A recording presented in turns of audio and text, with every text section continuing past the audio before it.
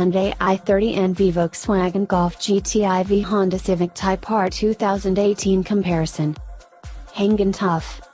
Being the new kid on the block is tough, especially when you're trying to fit in with well-established, well-recognized and well-respected contemporaries with illustrious pedigrees.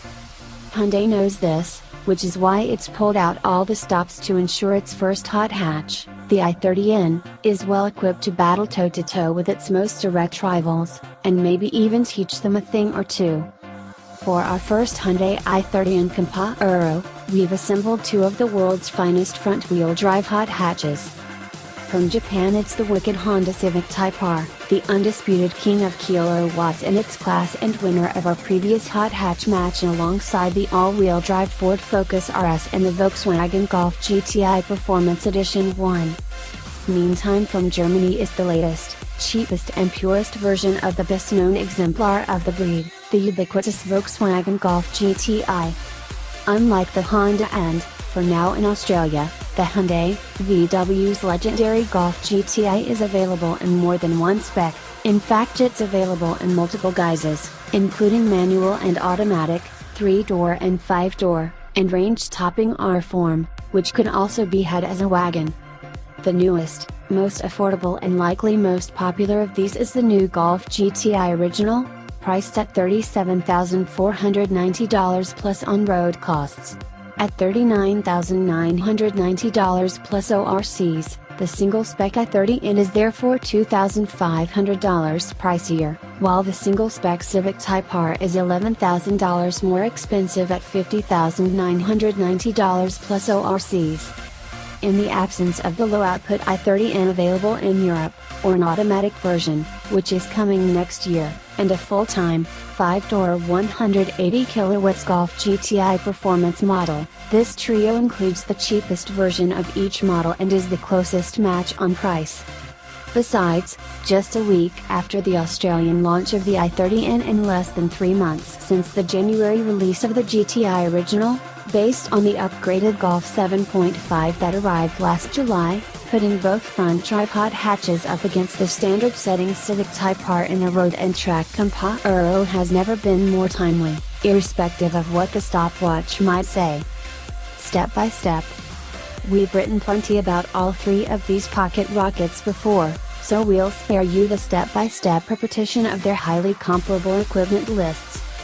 Suffice to say they're all very well equipped, although the Honda and Volkswagen emit proprietary satellite navigation, and the Civic doesn't offer Apple CarPlay or Android Auto connectivity.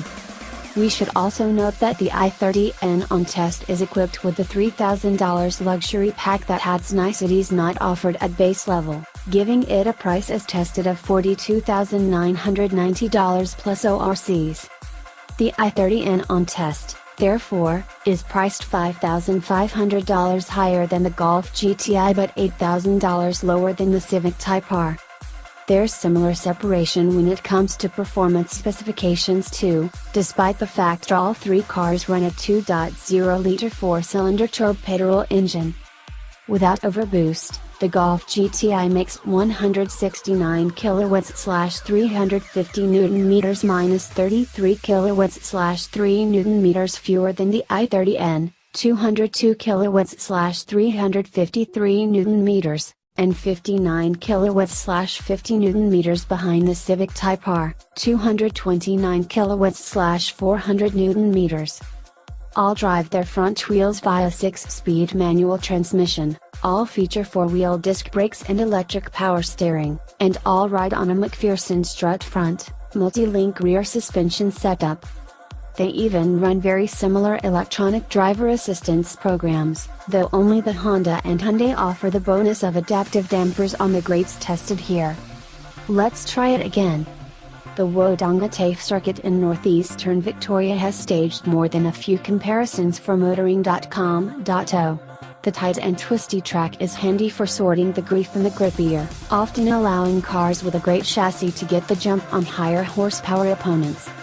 With the mercury hovering around 28°C and the light dusting of, well, dust on the asphalt, we spent the morning shooting video in a bid to clear the grit.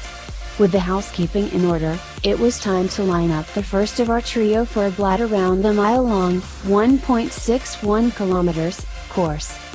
Being sticklers for running things alphabetically, the Civic Type R was first out of the blocks, and the aggression of its VTEC turbo engine was quickly evident as it launched down the main straight. The hard left hairpin soon tells us the Honda's sharp steering is just the ticket for quickly correcting liftoff over Stu, biting hard into the blacktop and perfectly aiming the nose at the next series of fast, open S's.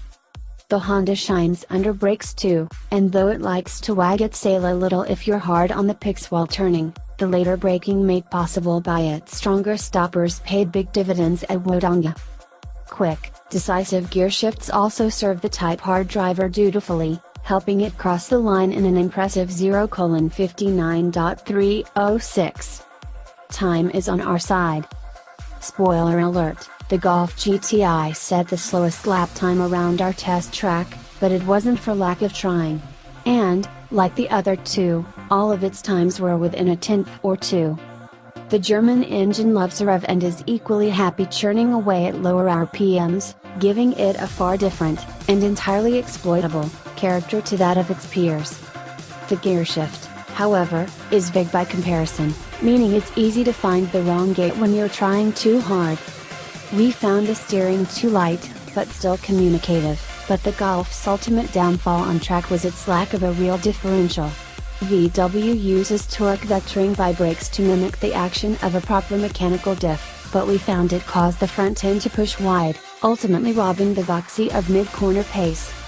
Coupled with a hint of axle tramp and torque steer, and the Golf GTI's time of 1:01.869, about 1.3 seconds slower than the Korean upstart, is actually quite commendable. However, it was third on the track on this occasion, and, although it closed the gap in a straight line, it was also the slowest to 100 km per hour at 6.9 seconds, versus 6.5 for the Hyundai and 5.9 for the Honda. Still sounds good. With its exuberant cracks and pops on the overrun making it sound more like a WRC racer than a hotted-up shopping trolley, we loved the sound of the i30N a lot more than its more subdued rivals. Put simply, it was more entertaining, and ultimately more satisfying, to spend a couple of days with over a wide variety of usages, both on public roads and off. Yes, all three of these cars nail the hot hatch brief perfectly in their own unique way. All three reveal a depth of engineering that will impress any driving enthusiast, and all three would make their owners happy for many years. And yes, the Civic Type R was the fastest on the track.